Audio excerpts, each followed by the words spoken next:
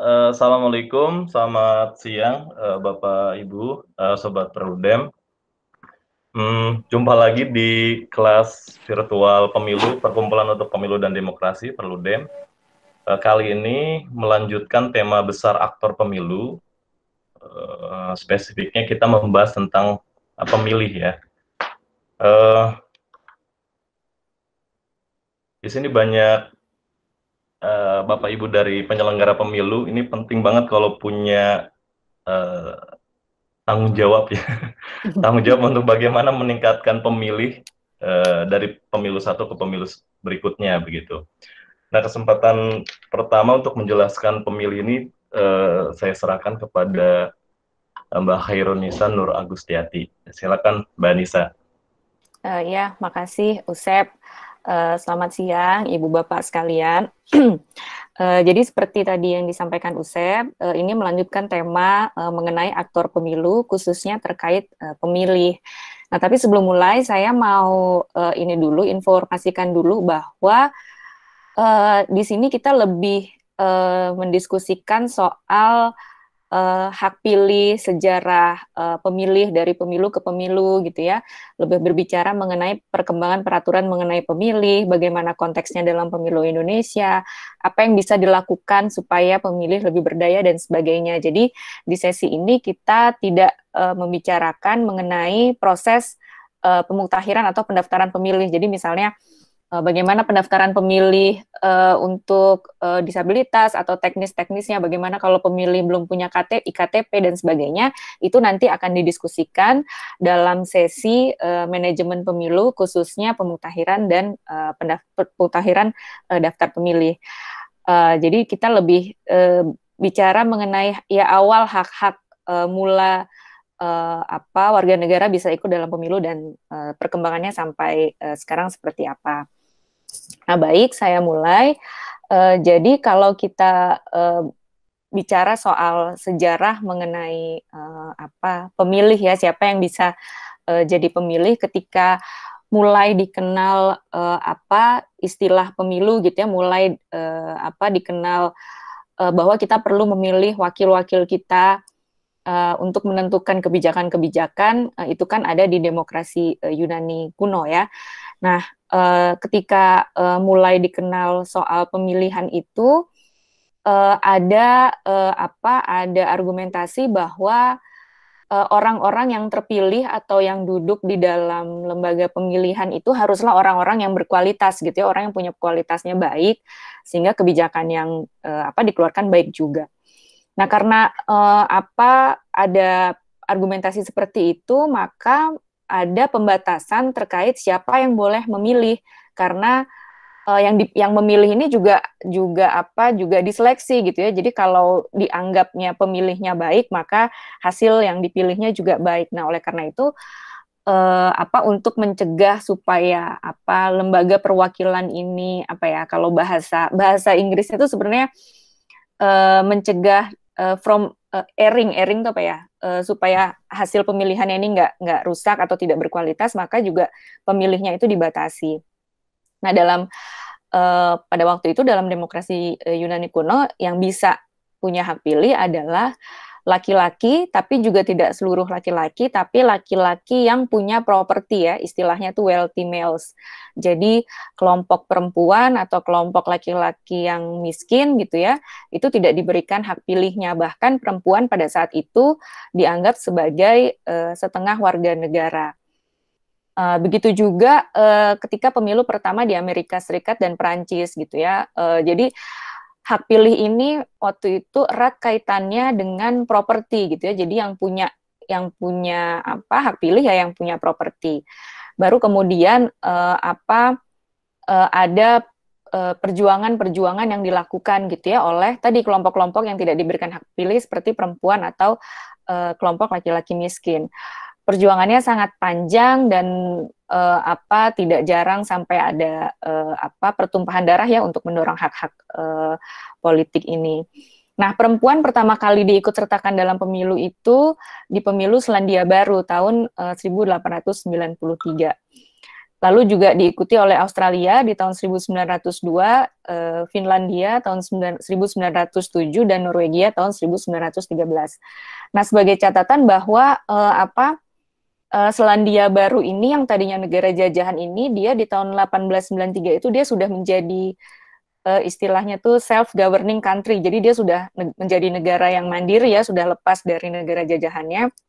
Baru kemudian dia memberikan hak pilih kepada perempuan. Nah, pada waktu itu ada perjuangan juga dari perempuan-perempuan di sana bahwa kalau untuk mau meningkatkan kualitas hidup perempuan, ya perempuannya juga harus diikut sertakan dalam pemilu. Nah, karena tadi ada pembatasan-pembatasan ya, selain kepada perempuan, kalau kita lihat perkembangannya di Amerika Serikat misalnya, dulu juga ada pembatasan terhadap warga negara yang berkulit hitam. Warga negara yang berkulit hitam itu baru bisa dapat hak pilihnya setelah tahun 1965, setelah dikeluarkan Undang-Undang Hak Pilih. Di Afrika Selatan pun juga demikian ya, orang kulit hitam baru bisa ikut dapat hak pilihnya setelah berakhirnya politik apartheid tahun 1994. Nah, kembali lagi tadi di partisipasi perempuan ya, khususnya di negara-negara Skandinavia, bahwa diberikannya hak pilih kepada perempuan di tahun 1907 di Finlandia dan juga tahun 1913 di Norwegia. Ini menjadikan menjadi tonggak keterwakilan perempuan dalam politik ya, khususnya di negara Skandinavian. Bahkan sekarang negara-negara Skandinavian itu termasuk negara yang keterwakilan perempuannya tinggi, walaupun di sana tidak ada kuota ya, kebijakan khusus kuota. Nah, sebenarnya kalau negara tertinggi yang punya kebijakan khusus kuota itu ada di Rwanda. Bahkan di Rwanda itu dia di atas ya, dia di atasnya Swedia bahkan. Karena di sana ada reserve seat, juga ada pemilihan khusus untuk perempuannya. Nah, ini tadi seperti yang sudah disampaikan bahwa untuk mendapatkan hak pilih perempuan ya di Amerika itu, ini ada filmnya yang bisa jadi referensi, judulnya Iron Joe Angels. Jadi ini mengisahkan ya perjuangan memperoleh hak pilih perempuan di Amerika Serikat. Jadi ada gerakan sosial gitu yang dilakukan untuk memperoleh hak-hak politik perempuan dalam pemilu. Lalu didirikanlah National American Women Suffrage Association, bahkan dari tahun 1890. Ada Partai Nasional Perempuan gitu ya. Kemudian ada ratifikasi amandemen. Jadi di dalam film ini diceritakan bagaimana proses perjuangannya gitu ya, perjuangannya sangat panjang sampai akhirnya di tanggal 26 Agustus ditetapkan sebagai Hari Kesetaraan Perempuan di Amerika Serikat. Nah, lalu kalau kita bicara soal pemberian hak pilih kepada perempuan, memang ada negara di Arab Saudi yang menjadi negara baru yang memberikan hak pilihnya kepada perempuan. Nah, kalau dilihat memang ini perjalanan di Timur Tengah, khususnya di Arab Saudi itu mungkin kalau bisa dibilang ada fase-fasenya ya. Kan kita semua tahu bahwa di sana perempuan itu gerak-geriknya sangat dibatasi, tidak boleh berpartisipasi di publik gitu ya, kemana-mana harus didampingi oleh kerabatnya, ayah atau suami, kerabat laki-laki maksudnya ayah atau suami. Jadi dia ada tahapan-tahapannya ya. Kalau kita lihat tahapannya misalnya tahun 2005 barulah mulai perempuan diberikan kesempatan beasiswa untuk sekolah ke luar negeri. Ini tentu menjadi titik gitu ya, titik di mana perempuan mulai dibuka kesempatannya untuk muncul di ruang publik. Lalu di tahun 2008 diperbolehkan menyetir gitu ya, sebelumnya kan tidak boleh, diperbolehkan menyetir, tapi tetap perlu ada izin dari kerabatnya laki-laki. Nah, di 2009 perempuan bisa ditunjuk menjadi menteri ya, kurang nih menterinya, rajanya gitu ya, mulai menunjuk perempuan menjadi menteri. Lalu di 2010 berdiri Universitas Perempuan pertama di Arab Saudi, sampai kemudian di tahun 2015 perempuan diberikan hak pilih pertama kali dan juga ikut serta dalam pemilihan. Jadi bukan hanya hak pilih tapi juga menjadi kandidat ya. Pada waktu itu hampir sebanyak 1.000 perempuan maju sebagai kandidat di pemilu, sebanyak 979 perempuan. Nah, ini untuk maju sebagai Dewan Kota, pemilihan Dewan Kota. Nah, ini juga perjuangan yang sangat panjang, berpuluh-puluh tahun gitu ya, dilakukan advokasinya melalui media sosial seperti Facebook, Twitter gitu ya. Di media-media sosial ini diperjuangkan dan dilakukan pendidikan politik terhadap perempuan. Walaupun pada saat itu tentu mendapatkan tantangan dari pemerintahnya gitu ya, karena budaya patriarkinya sangat kuat, masih ada anggapan bahwa perempuan di rumah saja, kalau perempuan masuk ke ranah publik nanti siapa yang akan menjaga anak, menjaga keluarga dan sebagainya. Nah, isu-isu yang diangkat oleh kandidat perempuan ini antara lain misalnya isu-isu yang berkaitan dengan kepentingan perempuan, misalnya perpanjangan waktu bukanya tempat penitipan anak gitu ya, supaya perempuan lebih bisa leluasa kalau bekerja, atau penanganan sampah yang lebih baik, kota yang lebih hijau, perbaikan jalan, infrastruktur. Isu infrastruktur ini termasuk isu yang banyak didorong oleh para kandidat karena infrastruktur yang masih buruk ternyata membuat hak-hak perempuan atau kepentingan perempuan itu juga tidak terpenuhi gitu ya, karena misalnya sebagai contoh banyak perempuan yang harus melahirkan di kendaraan atau bahkan di tempat yang bukan di rumah sakit gitu, karena jarak dari desa untuk menuju rumah sakit itu jalannya rusak, infrastrukturnya tidak mendukung gitu. Nah, oleh sebab itu isu-isu infrastruktur ini banyak diperjuangkan oleh para kandidat perempuan dalam pemilu di Arab Saudi. Nah, karena ini menjadi titik tolak ya perempuan berpartisipasi dalam politik, kemudian angka partisipasinya pun juga tinggi gitu ya. Partisipasi perempuan sampai 82%, sementara partisipasi laki-lakinya hanya 44%. Nah, dari kandidat tadi, 979 kandidat tadi, sebanyak 20 perempuan terpilih menjadi anggota Dewan Kota. Nah, ini kalau kita lihat perbandingan ya, ada perbandingan dari partisipasi kedaulatan perempuan dan laki-laki dalam pemilu. Yang di sebelah kiri ini adalah laki-laki yang diberikan kedaulatan dalam pemilu. Jadi dari yang di bawah ini tahunnya, lalu yang di samping kiri ini proporsinya. Jadi di tahun 1800-an kan laki-laki sudah diberikan hak pilih, tapi belum seluruh laki-laki. Jadi belum semua laki-laki itu punya hak pilih. Tadi ya hanya laki-laki yang punya properti. Jadi masih belum sampai satu laki-laki punya satu suara gitu ya. Nah baru tapi dia sudah mulai sejak tahun 1800-an. Nah, baru kemudian sampai tahun 2000 angkanya mulai meningkat gitu ya. Nah, lalu perempuan yang diberikan kedaulatan dalam pemilu gitu ya, bahkan di tahun 1900-an itu juga masih ada yang belum memberikan kesempatan perempuan untuk memilih. Nah, semakin ke sini angkanya semakin meningkat ya, ini sampai tahun 2000 itu angkanya semakin meningkat. Nah, tadi ada yang saya lupa bahwa tadi kan negara pertama yang memberikan hak pilih perempuan itu Selandia Baru, diikuti oleh Australia, terus Finlandia dan juga Norwegia di tahun 1800-an, awal 1900-an. Nah, tapi kemudian memang perjalanannya tidak secepat itu ya. Kalau kita lihat grafiknya ini kan bahkan di tahun 1945 ini baru setengah negara yang memberikan kesempatan atau memberikan hak pilih kepada perempuan. Nah, berbicara mengenai hak politik warga negara, karena tadi ada pembatasan-pembatasan ya terhadap kelompok warga negara tertentu, perempuan tidak boleh punya hak pilih, warga kulit berwarna juga tidak punya hak pilih, hanya laki-laki yang punya properti yang bisa memilih. Kemudian muncullah yang namanya Deklarasi Universal Hak-Hak Asasi Manusia, pasal 21 ya. Pasal 21 itu menyatakan bahwa setiap orang berhak turut serta dalam pemerintahan di negerinya sendiri, baik langsung maupun melalui wakil-wakilnya. Ayat 2-nya bilang bahwa setiap orang berhak mendapatkan kesempatan yang sama untuk diangkat dalam jabatan pemerintahan di negerinya. Lalu juga di dalam deklarasi ini disebutkan bahwa kemauan rakyat itu harus menjadi dasar kekuasaan pemerintah. Kemauan ini harus dinyatakan dalam pemilihan-pemilihan berkala yang jujur, dilakukan menurut hak pilih yang bersifat umum, berkesamaan, serta dengan pemungutan suara yang free and fair election ya, rahasia dan jujur.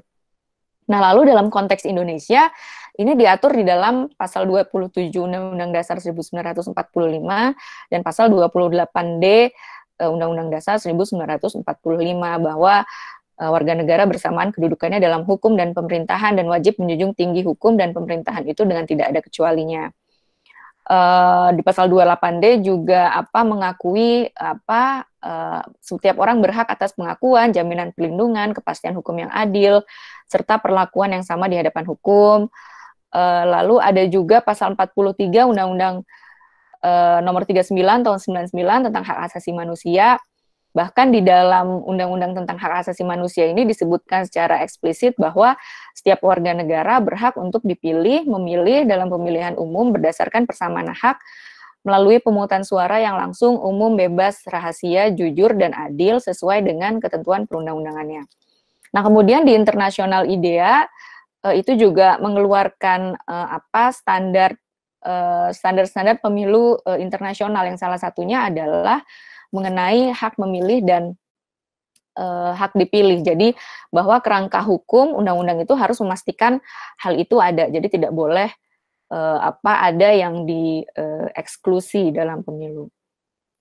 Nah, lalu kita berbicara mengenai syarat siapa yang boleh memilih gitu ya. Secara umum memang negara-negara di dunia ini menerapkan syarat batas usia untuk warga negara bisa menjadi pemilih gitu ya. Jadi kalau sudah mencapai usia tertentu, dia bisa menjadi pemilih.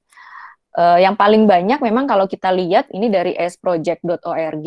Jadi Ibu Bapak kalau mau mencari referensi mengenai pemilu di sini juga banyak aceproject.org. Itu sebanyak 208 negara itu menetapkan batas minimalnya itu 18 tahun.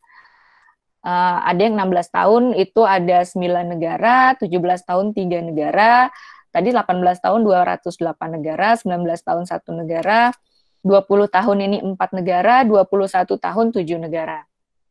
Kalau yang 16 tahun, itu contohnya ada di Argentina, Austria, Nicaragua, Kuba. Kalau yang 17 tahun, contohnya Indonesia ya, kita menerapkan 17 tahun, lalu juga ada Korea Utara. 18 tahun ini hampir lebih dari setengah negara di dunia, ada Afghanistan, Angola, Armenia, Australia, Belgia, Jerman, dan sebagainya. Lalu yang 19 tahun, contohnya adalah Korea Selatan. Kalau yang 20 tahun, contohnya adalah Bahrain, Nauru, Taiwan. 21 tahun itu ada di Kuwait, Lebanon, Malaysia, Oman, Singapura.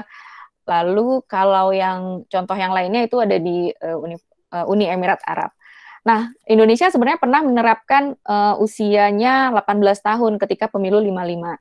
Tapi kemudian diubah menjelang pemilu 71 itu menjadi 17 tahun. Itu diatur dalam Undang-Undang Nomor 15 tahun 1969. Nah, selain syarat usia ada syarat lain yang diberlakukan untuk bisa memilih ya. Misalnya ini ada syarat kewarganegaraan, period of residence, jadi batas tinggal gitu ya, lama waktu tinggal, kewarganegaraan dari orang tua, naturalisasi dan sebagainya. Ini ada syarat lain. Nah, kalau di Indonesia syarat lainnya adalah selain usia adalah syarat sudah atau pernah kawin. Itu di Indonesia. Nah, ini adalah perkembangan pengaturan ya, perkembangan pengaturan mengenai pemilih dalam pemilu di Indonesia. Nah, jadi tadi ya ketika pemilu 55 itu usianya 18 tahun. Terus pada waktu itu syarat sudah atau pernah kawinnya belum ada. Nah, lalu syarat kesehatannya adalah harus ada syarat dia tidak sedang terganggu jiwanya atau hilang ingatannya. Nah, kalau dicabut hak pilihnya juga tidak bisa ikut pemilu. Nah, lalu di sejak pemilu Orde Baru sampai pemilu 2019 syarat usianya kemudian turun menjadi 17 tahun. Syarat kawinnya tetap ada, sudah atau pernah kawin. Jadi artinya kalau warga negara yang belum berusia 17 tahun tapi sudah atau pernah kawin maka diberikan hak pilihnya.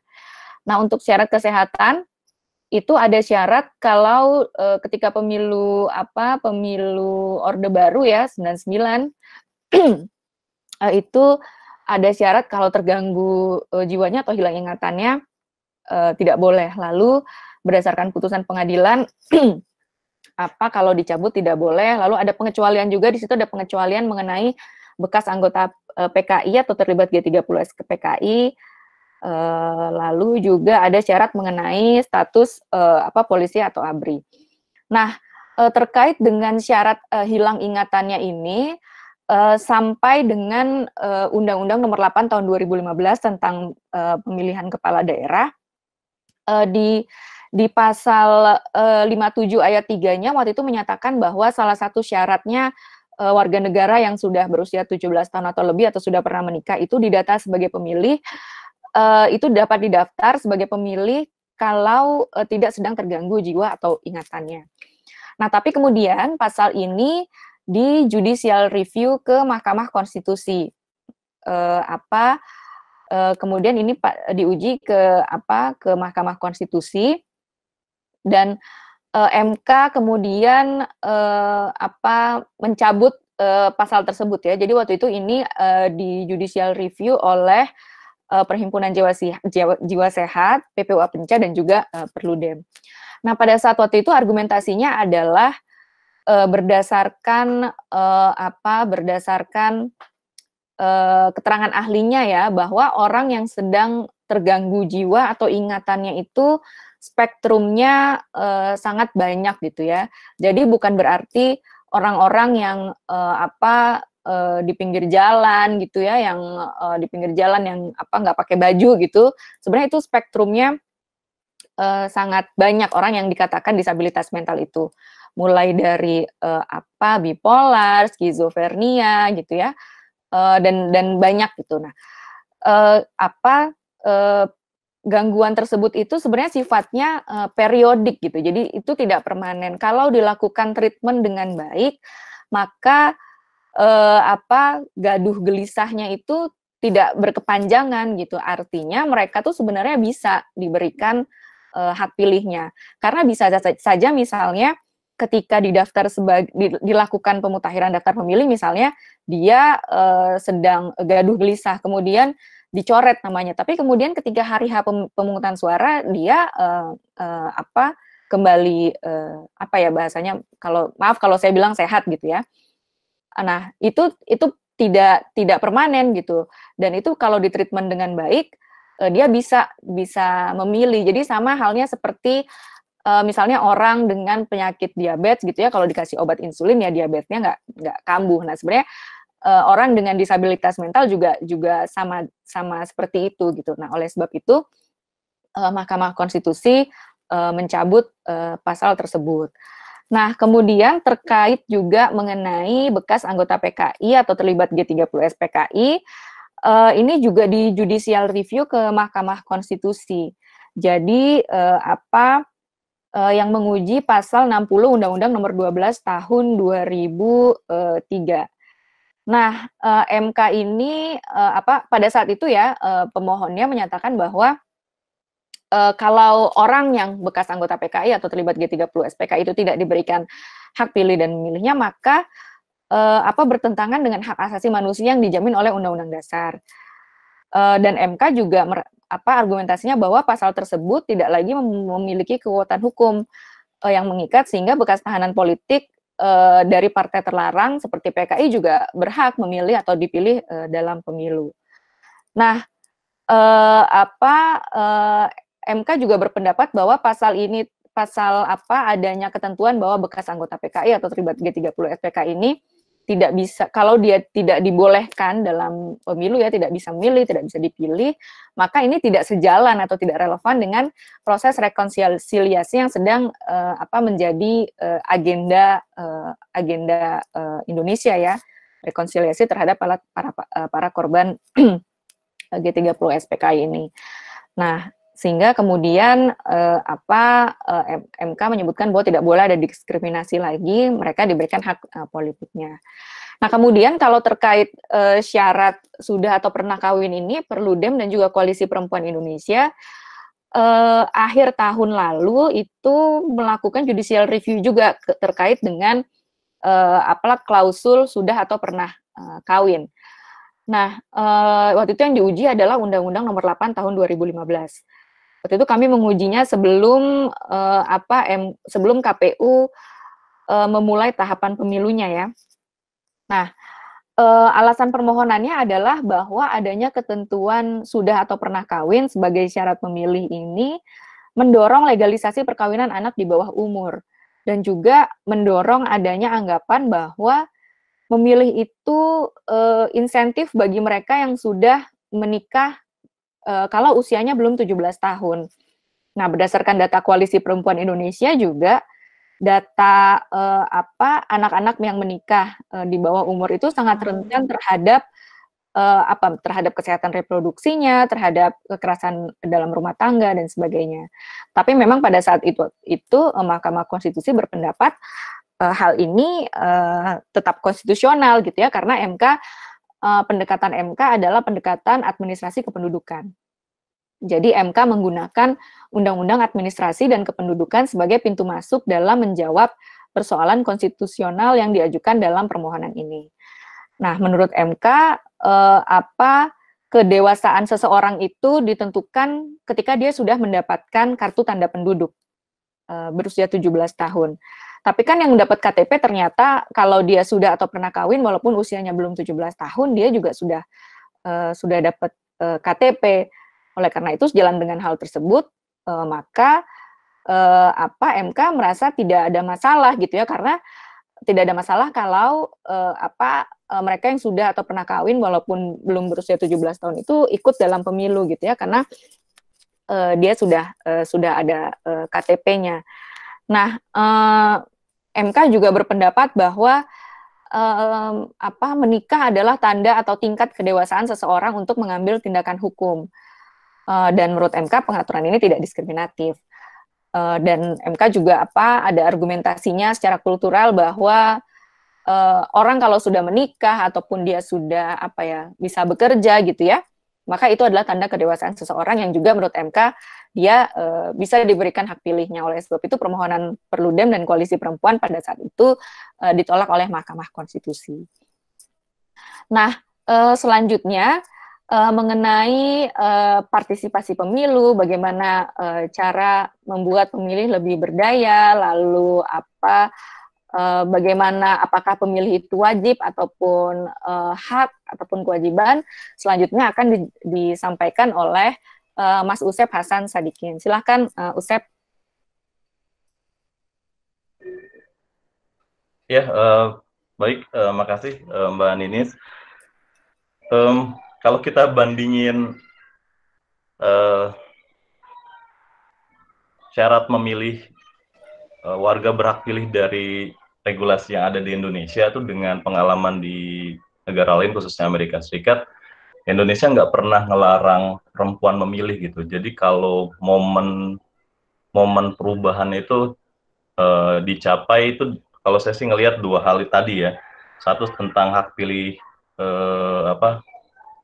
disabilitas mental, yang kedua tentang teman-teman yang sebelumnya dilarang karena statusnya tahanan politik gitu, dalam pengertian anggota PKI sebelumnya. Dan dua perubahan ini dicapai dari upaya masyarakat sipil untuk memperbaiki hak pilih yang ada di dalam Undang-Undang Pemilu. Nah, kalau klasifikasi usia, mengingat demografinya Indonesia itu kalau di modeling pakai piramida penduduk tuh dia paling banyaknya karena tipe piramida penduduknya itu ekspansif, dia paling banyak tuh pemilih muda gitu. Jadi semakin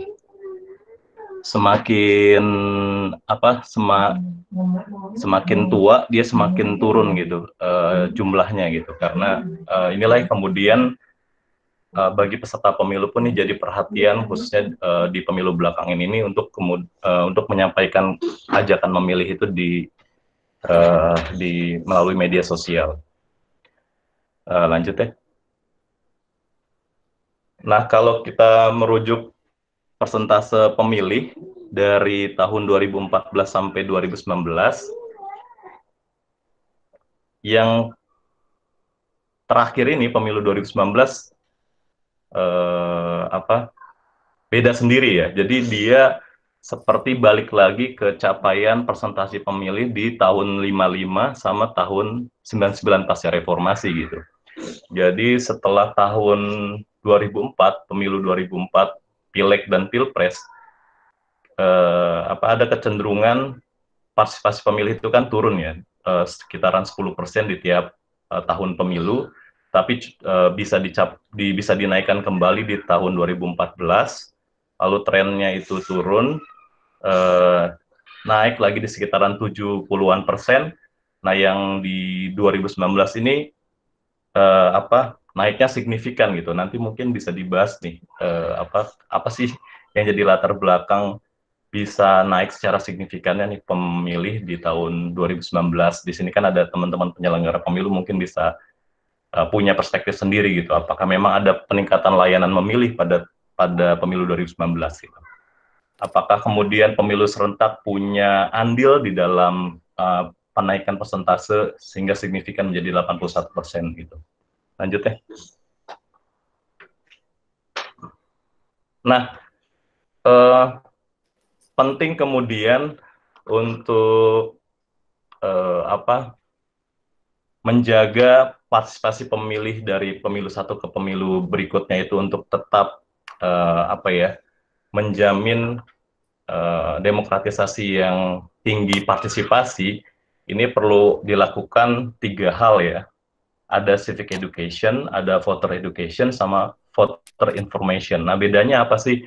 Kalau civic education itu tema-temanya disampaikan secara umum gitu. Jadi bisa soal demokrasi, kemudian tanggung jawab warga negara, tentang pemerintahan, atau pentingnya pemilihan umum secara reguler di satu dan kompetitif ya di satu negara demokrat di suatu negara demokrasi. Nah, pelaksanaan civic education ini prosesnya berkelanjutan, jadi dia tidak terpaku pada jelang atau saat pemilu, tapi dilakukan secara berkelanjutan, bisa melalui pendidikan massal ya, melalui sekolah dasar ya, sekolah SD, SMP, SMA yang diselenggarakan negara, bisa juga melalui lembaga-lembaga pemerintah yang berkaitan sama tanggung jawab demokrasi suatu negara, misalnya kayak Kementerian Dalam Negeri dan lain sebagainya. Lalu kalau voter education itu materinya tentang kapan sih waktu memilih gitu, lalu jenis pemilihan itu ada apa saja, persyaratan pendaftarannya bagaimana, siapa aja yang mempunyai hak pilih dari warga sebagai dari kita sebagai warga gitu. Nah, ini yang voter education nih uh, apa uh, sering di sering di dimaknainya hanya dibebankan kepada penyelenggara pemilu gitu. Padahal sebenarnya semua ini baik civic education maupun voter education dan voter information ini sebenarnya tanggung jawab banyak pihak gitu. Yang sering dilupakan itu di dalam voter education khususnya itu sebenarnya adalah peserta pemilu, dalam hal ini adalah partai politik gitu. Jadi bisa saja di KPU sebagai penyelenggara pemilu itu sudah baik dalam melakukan voter education, tapi karena kurang baiknya kualitas peserta pemilu ini dan lepas tangannya peserta pemilu terhadap voter education ini jadi sebab kenapa persentase pemilih itu bisa turun gitu. Lalu kalau voter information itu materinya soal misalnya kapan jenis pemilihan itu ada apa saja. Misalnya kalau kita rujuk ke pemilu 2019 gitu, spesifik menjelaskan di dalam pemilu serentak 5 kotak itu ada jabatan politik apa saja, kemudian kapan kita datang ke TPS, lalu persyarat pendaftarannya apa, bagaimana cara milihnya, itu salah satu bentuk voter information ya. Lanjut ya. Nah, dari dari 3 model itu, ini dari S Project ya, coba dirinci, dipetakan negara-negara di dunia itu. Ini ada peta dunia dengan warna-warninya yang membedakan. Ada negara yang berkelanjutan melakukan 3 hal itu ya di dalam pendidikan warga negaranya. Lalu ada negara yang hanya melakukannya di saat pemilu saja, dan ada negara yang melakukannya di jenis waktu lain-lain gitu. Ini saya buta warna, kalau saya nyebutin warnanya takut salah. Jadi ada negara warna ini ya ada, saya lihat tulisannya aja ada yang berkelanjutan, jadi tidak terpaku pada waktu pemilu saja. Ada negara yang melakukannya hanya di saat pemilu saja gitu. Lanjut. Nah, kalau ditanya negara mana sih yang paling banyak pemilihnya gitu dari tahun ke tahun, dari tahun pemilu ke pemilu berikutnya. Secara yang mengalami perubahannya tidak signifikan ya, cenderung stagnan, itu negara-negara yang dan partisipasi pemilihnya itu tinggi, negara-negara yang mewajibkan pemilihnya gitu. Nah, ini saya rujuk dari International IDEA bahwa ada sekitaran 13% atau 27 negara, ini data sebelum 2012 ya. Ini data 2012, ada sekitaran 27 negara yang mewajibkan memilih, atau sekitar 13%-an yang menempatkan pemilih sebagai hak. Itu ada 172 negara atau 85%. Jadi Indonesia ini ada di kelompok negara yang lebih banyak, karena menerapkan dari dulu ya, dari 55 sampai sekarang, Indonesia itu menempatkan memilih itu sebagai hak, bukan kewajiban gitu. Ya. Nah, ini saya rincikan, ini datanya 2015 ya, saya juga dapat dari International IDEA. Nah, kalau negara yang mewajibkan pemilihnya, itu ada 18 yang dengan hukuman, ada 6 yang tanpa hukuman gitu. Ini saya ada 17 maksudnya, ini Thailand saya taruh ada 18, Thailand ini ada di wajib dengan hukuman gitu. Nah, tapi di rentang sebelumnya itu ada negara yang pernah mewajibkan memilih, tapi udah kemudian mengubahnya, menempatkan memilih itu sebagai hak gitu. Ini ada sekitaran 18 negara. Australia itu sering dirujuk sebagai negara yang mewajibkan pemilih dengan tingkat persentase pemilih yang tinggi. Lanjut. Nah, ini tren sampai 2010 ya, saya kutip. Jadi ada kecenderungan menurun, baik negara yang mewajibkan pemilihnya dengan negara yang menempatkan memilih itu sebagai hak gitu. Jadi ada persentase sekitaran perbedaannya itu sekitaran 7,3% gitu. Jadi baik negara yang mewajibkan memilih maupun yang menempatkannya sebagai hak, semuanya punya tren menurun gitu. Nah, ini sampai 2010, saya baca-baca lagi, di pasca 2010 tuh sebetulnya ada beberapa negara yang mengalami peningkatan, itu berkaitan sama mengubah sistem pemilunya dari sistem pluralitas mayoritas atau sering disebut sistem distrik menjadi sistem proporsional gitu. Nanti kita bahas kenapa sih sistem proporsional lebih mendorong pemilih itu lebih banyak datang ke TPS gitu dibanding sistem pluralitas gitu. Nah, selain itu juga ada gejolak-gejolak politik yang kemudian mendorong pemilih bisa datang ke TPS. Yang kalau diupdate ini datanya sampai 2015, itu ada di angka 60-an%, hampir ke 70% gitu. Ya sama sih, sama seperti ini.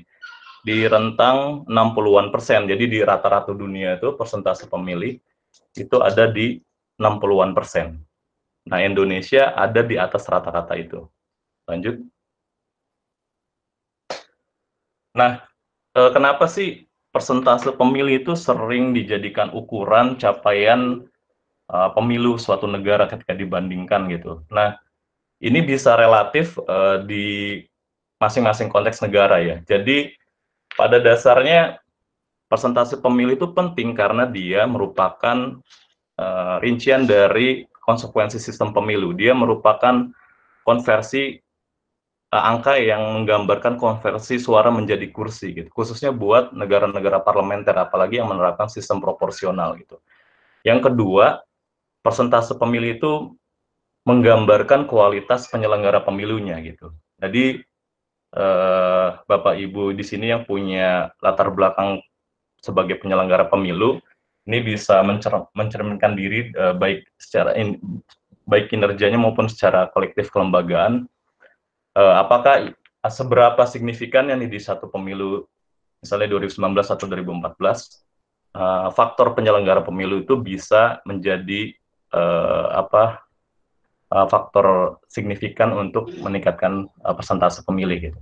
Selain itu, tingginya persentase pemilih juga berkaitan sama kualitas peserta pemilu.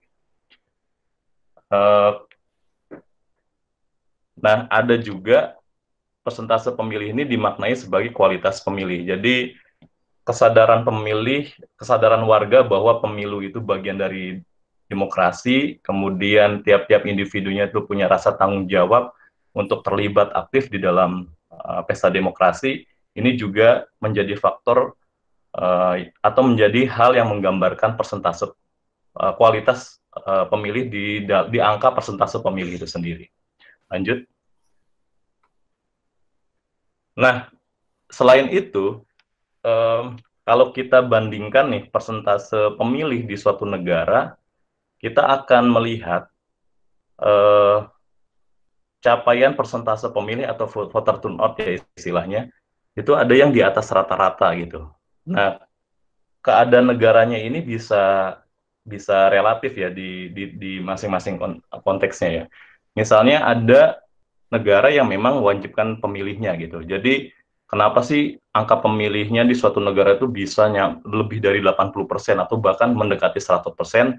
Ya karena negara tersebut mewajibkan pemilihnya. Lalu kenapa juga ada negara yang nggak mewajibkan pemilihnya, tapi bisa nyampe persentasenya itu lebih dari 80%, bahkan bisa mendekati 100% gitu. Nah, itu negara-negara yang ada di dalam konteks pemerintahan yang otoritarian gitu. Kalau kita bisa cerminkan, Indonesia ini pas di orde baru nih untuk makna persentase pemilih di nomor 2 ini gitu.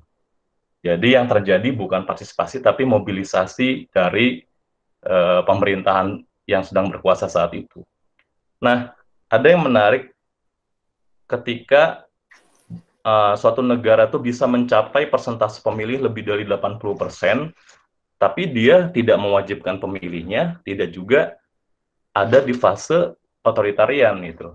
Nah, ternyata di suatu waktu atau di konteks itu, negara ini sedang mengalami kegairahan politik gitu yang tinggi. Kalau kita rujuk Indonesia itu di pemilu 1955, pemilu pasca reformasi, ya di dua itu, pemilu 55 dan pemilu 99 pasca reformasi. Nah, yang di 85 ini bisa aja ini dimasukkan ke tadi ya 2019 kita pemilu serentak tuh ada di angka 83 ya nggak salah tadi ya. Nah, ini bisa aja dimasukkan di dalam kategori negara dalam kegairahan politik atau tinggi, atau mungkin teman-teman penyelenggara pemilu bisa memaknainya lain gitu di dalam capaian ini. Kalau di negara lain tuh kayak Malaysia ya. Malaysia itu belakangan nih di dua pemilu terakhir angka persentase memilihnya itu lebih dari 80% gitu. Ini karena memang koalisi Pakatan Harapan itu kayak punya momentum untuk bisa meraih suara yang tinggi, mencapai koalisi mayoritas di parlemen hasil pemilunya gitu. Tapi meskipun sayangnya gagal ya di tahun pemilu sebelumnya, tapi yang pemilu terakhir itu berhasil dicapai gitu. Meskipun UMNO masih jadi partai nomor 1 di parlemennya Malaysia, tapi secara koalisi dia lebih dari 50% tuh koalisi Pakatan Harapan. Jadi itu contoh Malaysia. Kalau di Amerika Serikat tuh saat pemilunya Obama itu lebih dari 80%, atau waktu saat Al Gore itu kalah sama Bush gitu. Jadi dia menang popular vote, tapi dia di dalam sistem electoral college-nya dia kalah sama Bush Al Gore nih di sini. Jadi saat itu ada momentum, wah kebijakan Amerika yang banyak perang ini penting nih diubah nih. Jadi ada semacam kegairahan politik tinggi khususnya di teman-teman muda untuk memilih suatu kandidat tertentu gitu. Itulah contoh di apa negara-negara yang masuk di tipe nomor 3 ya. Nah, sebagai penutup kalau kita baca buku internasional dia yang judulnya Voter Turnout Trend Around the World, itu ada ini ya, ada 4 faktor, kenapa sih terjadi dinamika pemilu dan sekarang ini cenderung menurun gitu persentasenya. Jadi ada faktor sosial ekonomi, ada faktor politik, ada faktor institusional, juga ada faktor individunya pemilih gitu. Nah, di faktor sosial ekonomi itu contohnya gini, ada istilah population size ya. Jadi kalau negara yang kecil itu cenderung gampang untuk menjaga persentase pemilihnya itu tetap tinggi gitu.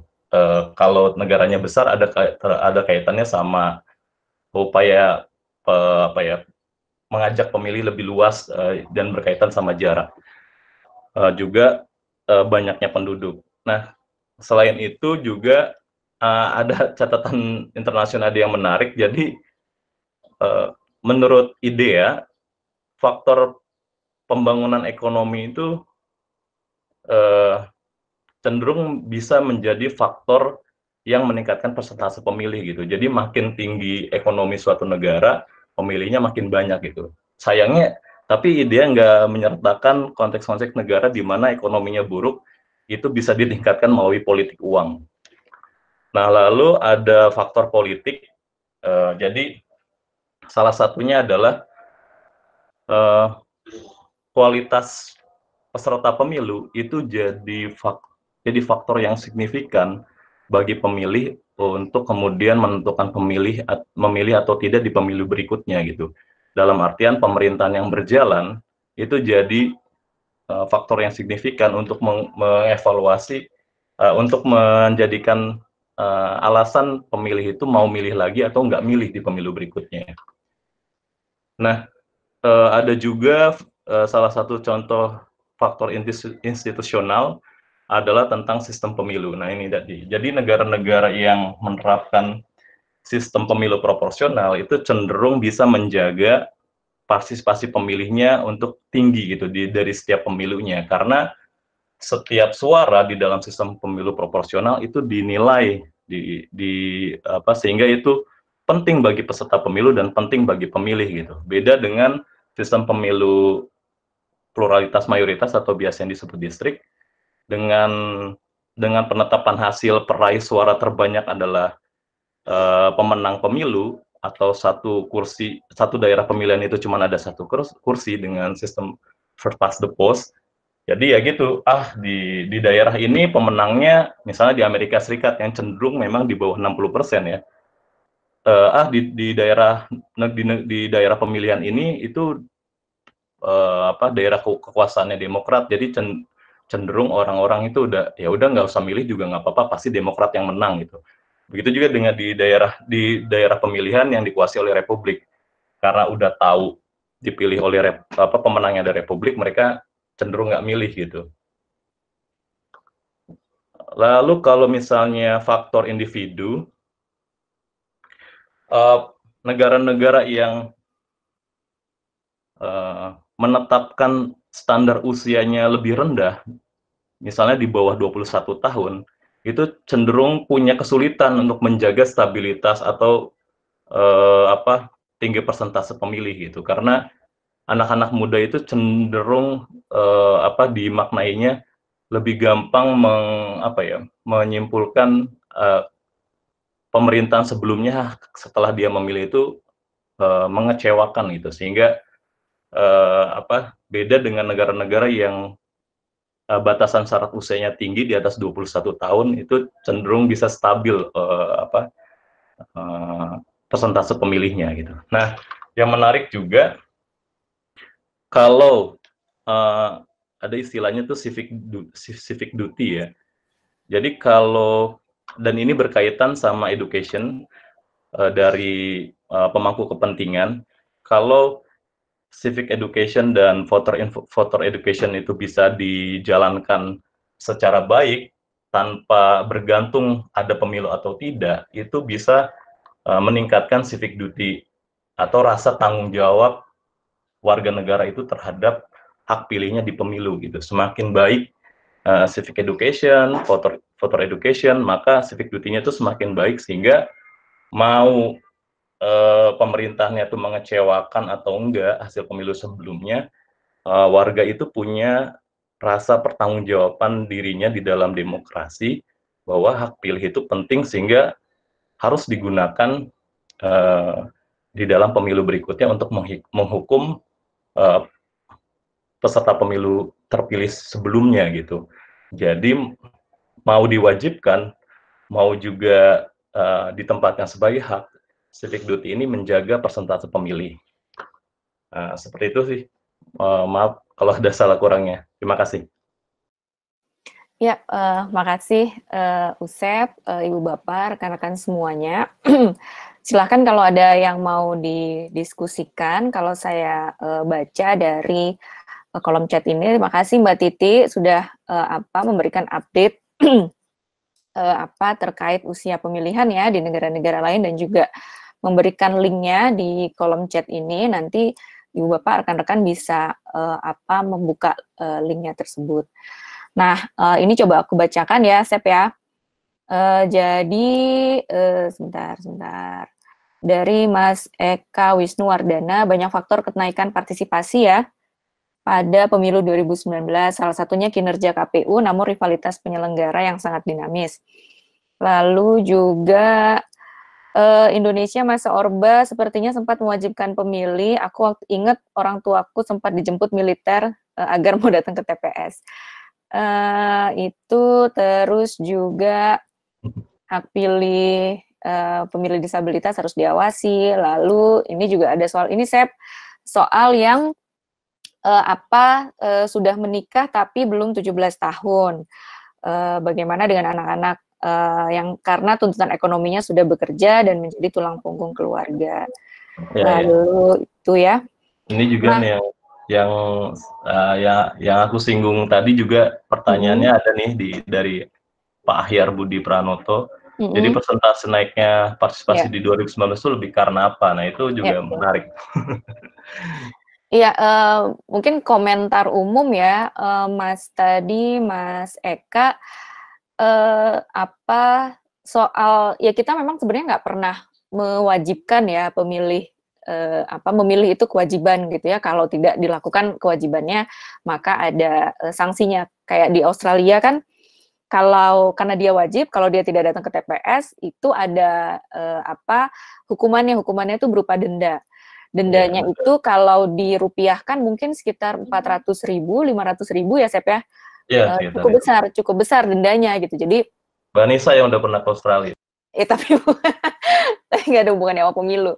Jadi dendanya sangat besar gitu ya, cukup besar kan kalau nggak datang ke TPS. Nah, kalau menurutku pada saat Orde Baru waktu itu karena itu masa yang otoriter ya. Jadi kalau nggak datang ke TPS, ya itu hak sih nggak datang ke TPS, tapi kalau nggak digunakan ya tadi ini datang militer ke rumah jemput gitu. Jadi itu lebih kepada bentuk represi ya, represi penguasa pada waktu itu. Lalu soal soal tadi menikah ya, soal sudah menikah kalau belum 17 tahun.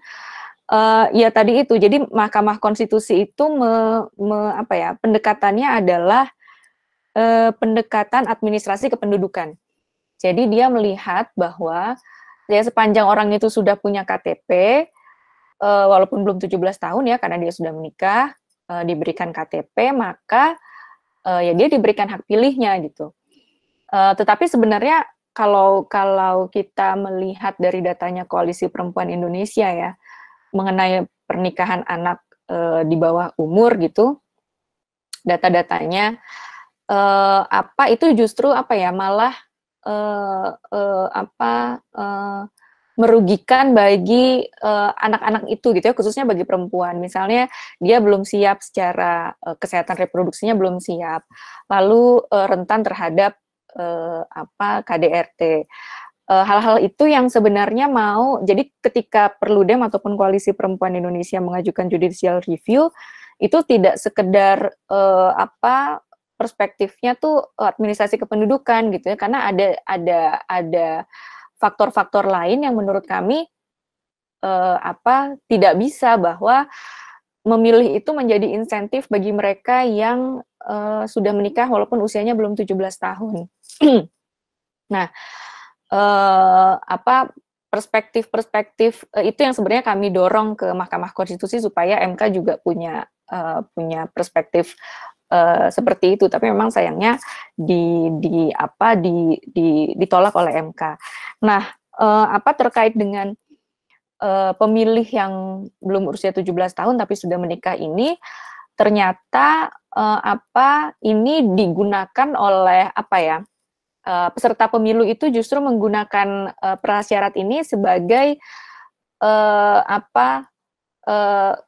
sebagai ceruk untuk mendulang suara, karena ada kantong-kantong pemilih gitu ya di daerahnya yang kebanyakan adalah mereka yang sudah menikah tapi usianya belum 17 tahun gitu. Jadi para peserta pemilu juga memanfaatkan hal ini. Jadi ketika sebenarnya advokasi terkait hal ini kan juga advokasi yang panjang, ketika revisi Undang-Undang Pemilu mengenai hak pilih pun sudah diadvokasikan. Nah, memang ini kemudian menjadi tantangan karena peserta pemilu mendapatkan manfaat ya ketika ada anak-anak yang belum berusia 17 tahun tapi sudah menikah, diberikan hak pilih, mereka mendapatkan keuntungan karena suaranya juga semakin bertambah gitu, karena ada pemilih-pemilih yang ini gitu dalam kategori ini. Itu Kak Usep, ada tambahan soal itu? Iya, ada ini tuh, ada informasi yang mungkin jadi koreksi. Menurut Ibu Ella S. Prihatini, dendanya 250 ribuan kalau dirupiahkan. Nggak mahal buat standar orang sana gitu.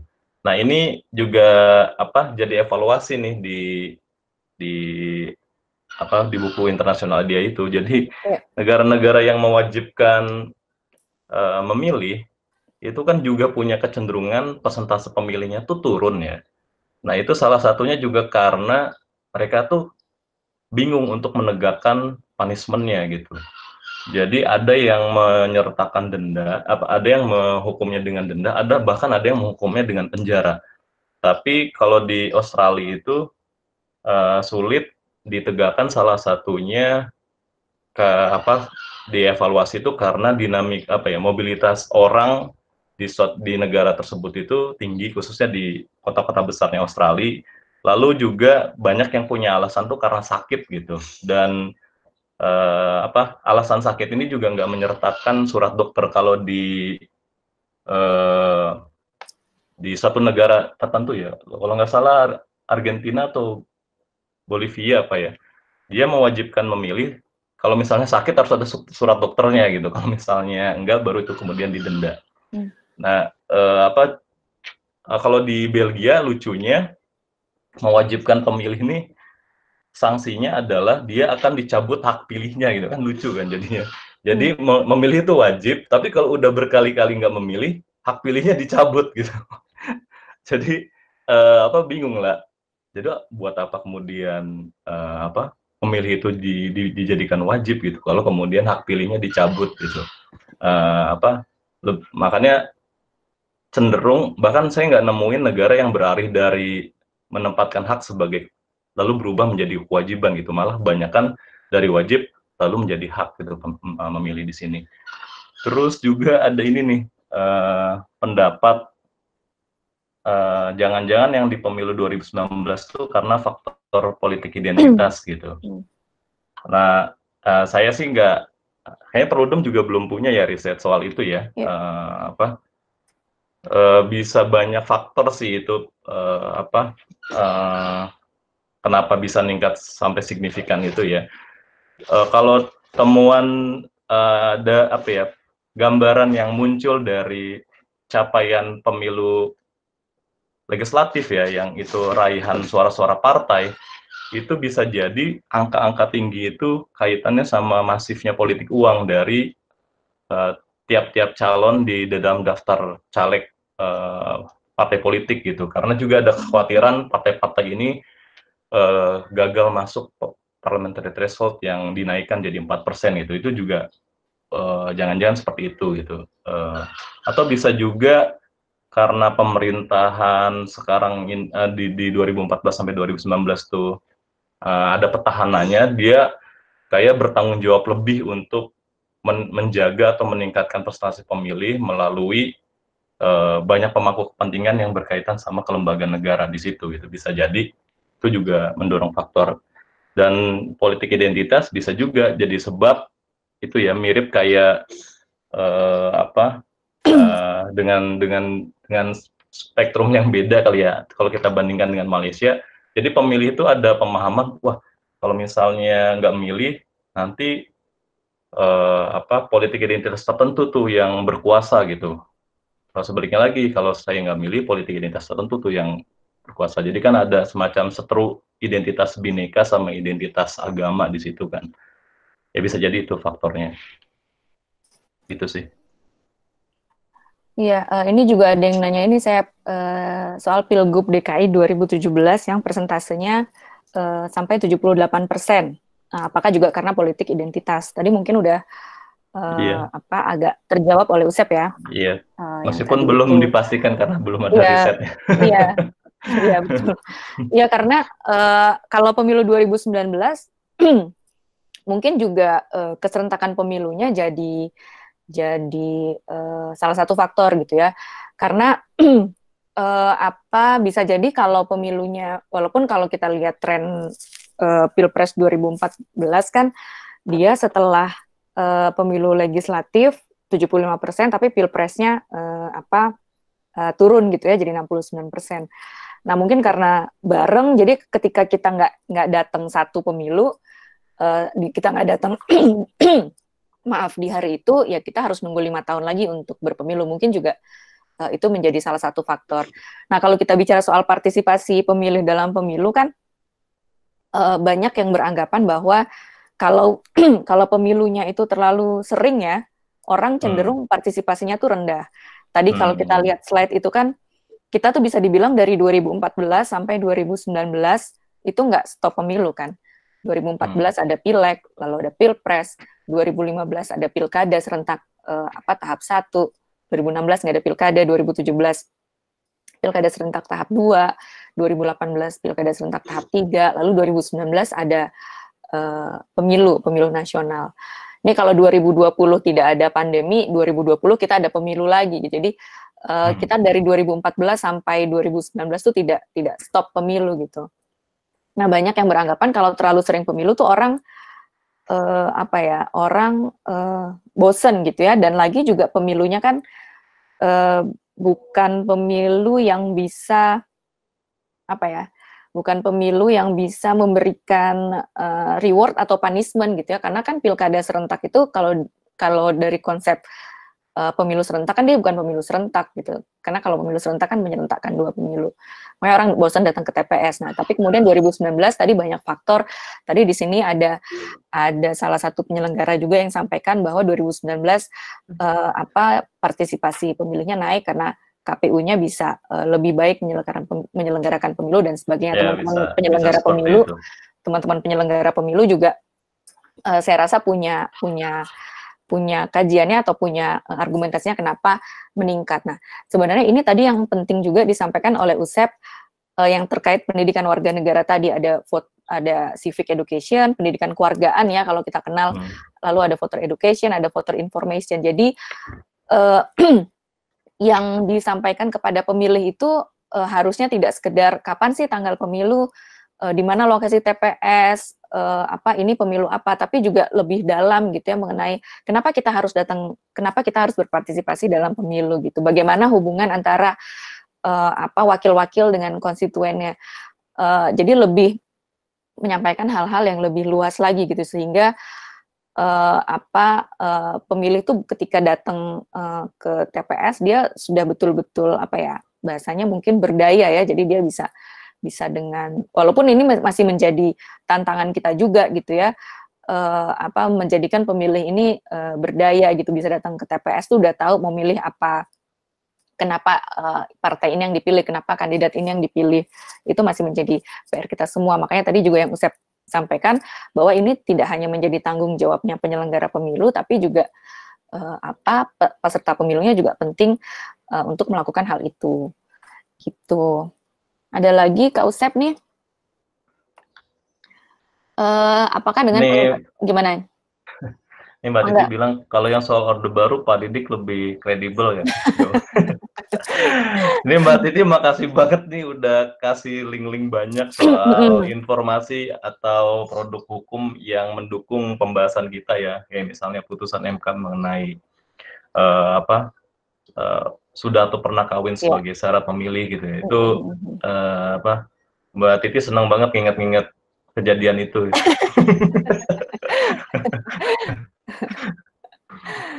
Terus ini feeling saya jika presidensial dari Mas Arief Syaiful ya, jika presidensial threshold dihilangkan, tingkat partisipasi pemilih kita bisa lebih tinggi lagi. Jadi gitu, Sep.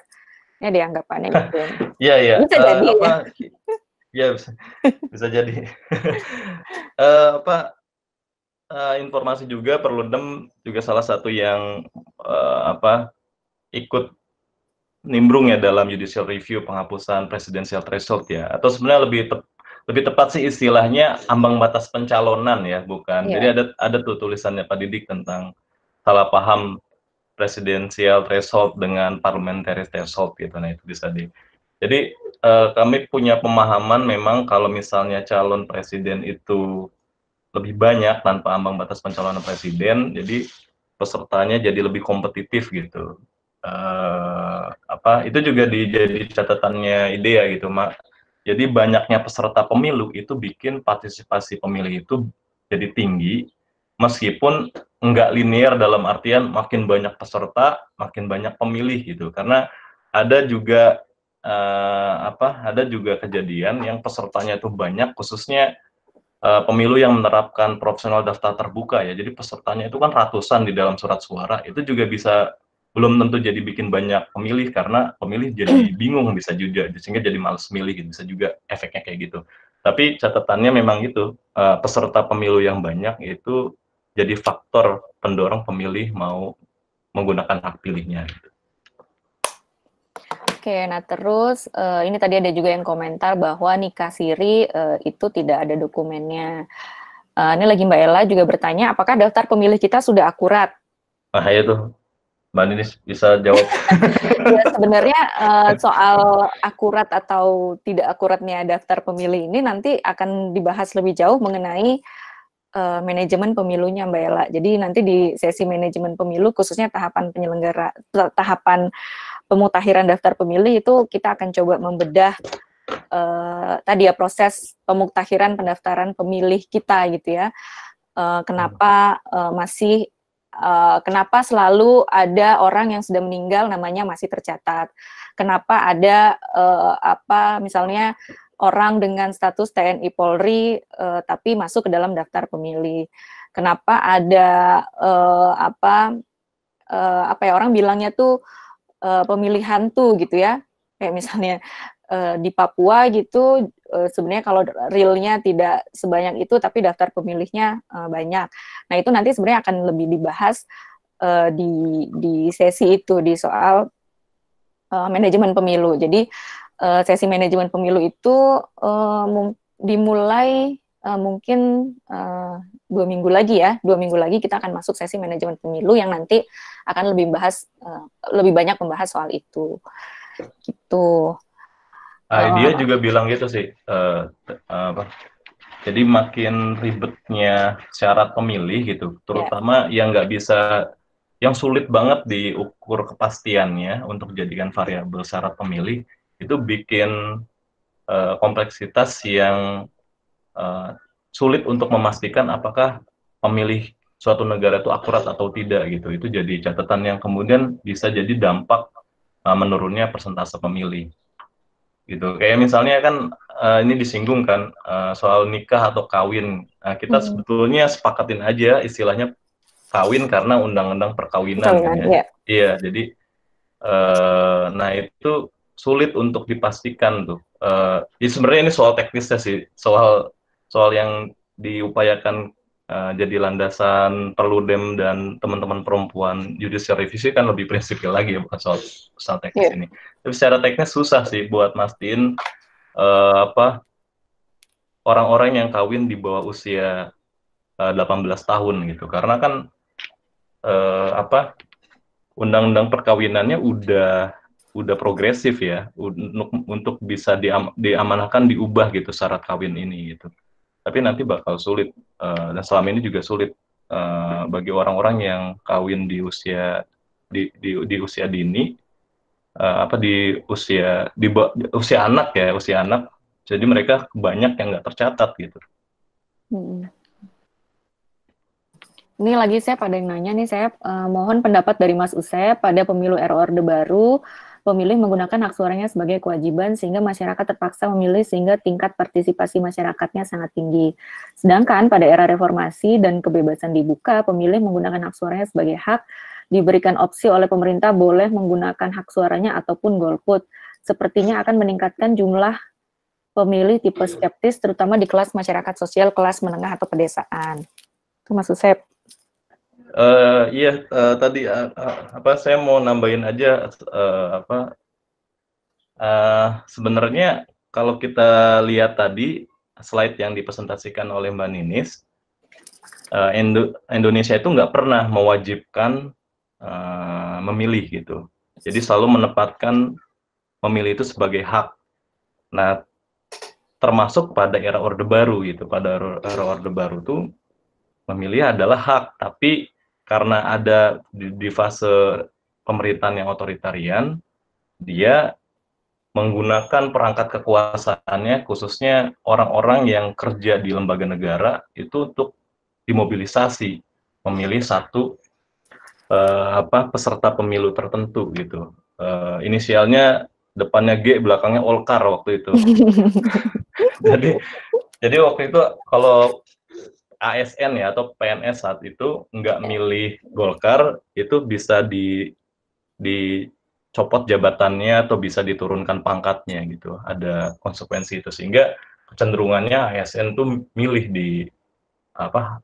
Jadi merasa wajib milih gitu. Padahal sebenarnya aturannya memilih itu sebagai hak begitu. Ya, ini lagi dari Butias ya, Butias, tiga tipe masyarakat datang memilih, satu faktor kesadaran akan hak politiknya, dua karena ada keluarga yang ikut kompetisi yang mereka akan pilih, tiga karena ada duitnya. Ya tadi yang seperti disampaikan Usep ya, apa faktor ada duitnya ini juga mendorong masyarakat ke pemilih. Nah, lagi saya nih ada nih dari Mas Arif Putra. Bagaimana pendapat Perludem tentang sistem noken? Iya. Kalau nggak salah tuh Perludem anti noken ya. Aku takut salah nih. Tapi memang itu apa ya saat emang nggak kegambarin sih di presentasi kami ya di slide itu nggak kegambar sih fenomena noken ini. Jadi salah satu sebab kenapa persentase tinggi itu untuk Indonesia atau di negara tertentu ya dengan apa adanya masyarakat adat ya atau indigenous people dia ada mekanisme memilih yang itu yang itu sifatnya mengikat gitu secara kolektif suatu komunitas gitu. Dalam hal ini masyarakat adat yang dipimpin oleh kepala suku ya. Jadi kalau kepala sukunya milih X ya otomatis orang-orang yang dipimpinnya sejumlah itu memilih peserta X tersebut gitu. Nah itu juga salah satu sebab persentase pemilu itu jadi tinggi gitu. sekali lagi ini nggak tahu sih bisa dimaknainya sebagai partisipasi atau mobilisasi gitu. Ya. Itu ada lagi Kak Ustaz? Ini kalau saya pengen nanya menjawab juga dari Pak Ari Putra Utama nih soal golput. Ya. Nah,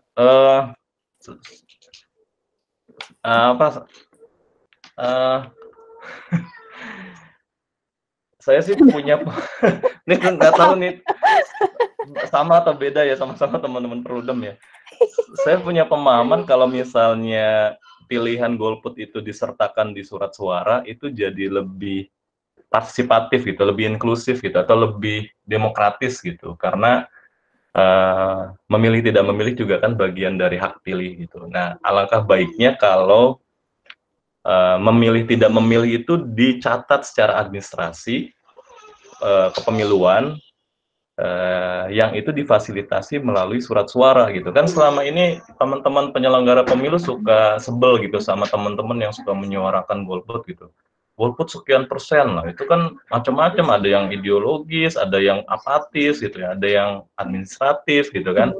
Nah, kalau misalnya pilihan tidak memilih itu difasilitasi surat suara, itu lebih bisa dipertanggungjawabkan datanya gitu. Jadi kita bisa, kalau misalnya udah disediain memilih tidak memilih itu di surat suara, lalu ada orang teriak-teriak golput itu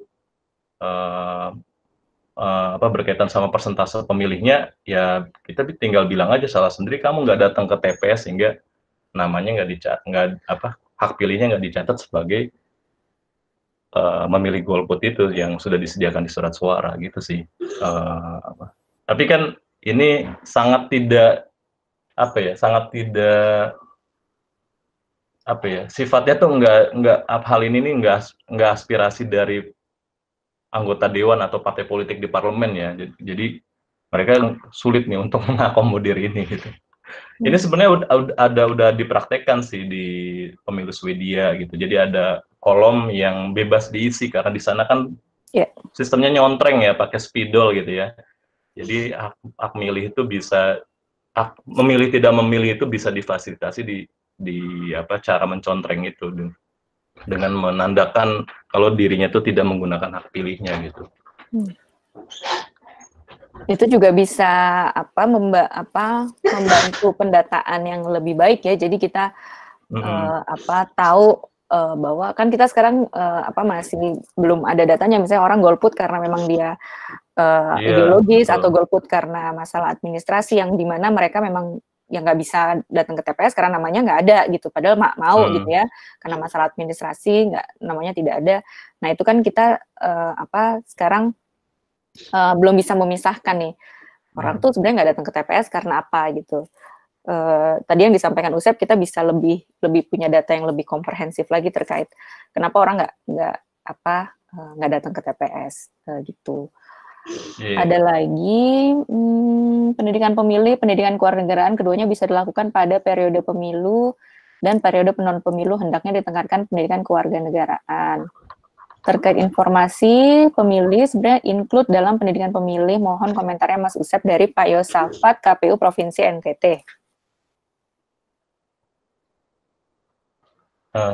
Bentar, saya coba mencerna. Ya, jadi kalau kemarin ketika kita membahas soal aktor KPU ya, khusus aktor pemilu khususnya KPU, kalau kita lihat tugas perannya KPU itu kan kalau di International IDEA ada yang namanya siklus pemilu itu ya. Jadi sebenarnya tugasnya penyelenggara pemilu itu tidak sekedar masa pemilu. Jadi ketika tahapan pemilu dimulai sampai tahapan itu selesai. Tapi kan itu sebuah siklus. Jadi ada pra pemilu, ada masa pemilu dan juga pasca pemilu. Saya setuju Pak Yosafat bahwa pendidikan pemilih, pendidikan kewargaan itu adalah yang selalu terus ada di siklus itu gitu ya. Jadi dia tidak terputus. Makanya tadi kalau kita lihat slide ada negara-negara yang melakukan voter education, civic education itu secara kontinu ya, secara berkelanjutan. Jadi tidak ketika masa pemilu saja. Dan memang itu tidak hanya dilakukan oleh penyelenggara pemilunya saja gitu ya. Tadi ada pesertanya, peserta pemilu, bahkan dari pemerintah tadi ya, masuk ke dalam kurikulum sekolah, dari masyarakat sipil juga gitu. Gitu. Ada lagi? Kalau tidak ada lagi, cukup. Kalau Sep udah jam 12.24 sih kalau di saya. Iya, terakhir deh. Tadi kan ini ya apa, ini di slide nampilin film Iron Jot Angels ya, itu diperanin Hilary Swank itu film bagus tuh, tentang hak pilih. Itu kalau dipikir-pikir sih kayaknya di antara masyarakat sipil nih teman-teman perempuan loh yang semangat mengutarakan hak politiknya ya. Jadi kalau di Amerika tuh ada gerakan perempuan gelombang pertama ya. Jadi sayang kalau ada aktivis perempuan yang nggak suka pemilu, padahal gelombang pertama gerakan perempuan itu sebenarnya pemilu banget gitu, hak milih di pemilu. Nah, terus kalau kita cerminin di kita di Indonesia yang mengupayakan hak milih itu lebih inklusif pun juga saya ngelihatnya tuh teman-teman perempuan loh. Misalnya kayak pemilih disabilitas ya, disabilitas mental itu kan waktu itu Perludem bareng sama Yeni Rosa Damayanti ya yang memimpin Perhimpunan Jiwa Sehat gitu. Dan terakhir soal hak milih yang syaratnya adalah usia kawin dini itu juga teman-teman perempuan gitu. Nah, makanya penting kalau memilih sebagai hak di dalam demokrasi ya, di pemilu, itu penting dihubungkan sama dinamika politik di masyarakat sipilnya juga gitu. Jadi kalau capaian-capaian yang prosedural itu udah ada di dalam tahapan tertentu, itu penting untuk terus diimbangi sama keterlibatan masyarakat sipil untuk mengisinya dengan hal yang substansial di dalam pemilu dan demokrasi kita gitu. Ini sih menurut saya sih kita harus mengakui ya, teman-teman perempuan itu dengan PR gerakan di dalamnya ya, itu banyak mencapai terobosan-terobosan di dalam pemilu khususnya hak pilih gitu. Di Amerika ada hak pilih perempuan di pemilu gitu, di kita ada hak milih disabilitas mental dan menghapuskan syarat kawin di pemilu sebagai syarat pemilih gitu sih. Oke, makasih Kak Usep. Tadi karena ada film yang disinggung, mungkin nanti ini mungkin di Perludem ya, di akhir sesi mungkin sekalian kita bisa juga diskusi soal film yang ada hubungannya sama pemilu kali ya, karena ada banyak film nih Usep, banyak referensinya. Tadi film yang soal perjuangan perempuan, lalu juga ada film judulnya Election, lalu juga ada The Ideas of March juga itu soal pemilu. Mungkin kita juga bisa sharing soal itu kali ya di akhir-akhir kelas virtual ini. Kayaknya menarik juga tuh Kak Usep. Nanti coba kita bisa diskusiin. Baik, Ibu Bapak, rekan-rekan, sekali lagi terima kasih sudah bergabung di hari ini, di sesi ini. Mohon maaf kalau masih ada yang belum puas atau belum terjawab pertanyaannya, tapi kami terbuka ya. Kalau misalnya nanti ada komentar, kami akan tetap terbuka. Nah, insya Allah kita akan ada lagi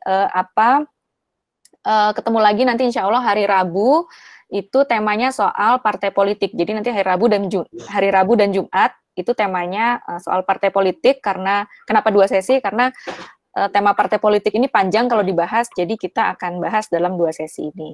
Sekali lagi terima kasih Bu Bapak semuanya, tetap sehat, tetap lancar yang menjalankan ibadah puasanya. Insya Allah kita ketemu lagi. Terima kasih banyak. Selamat siang. Assalamualaikum warahmatullahi wabarakatuh.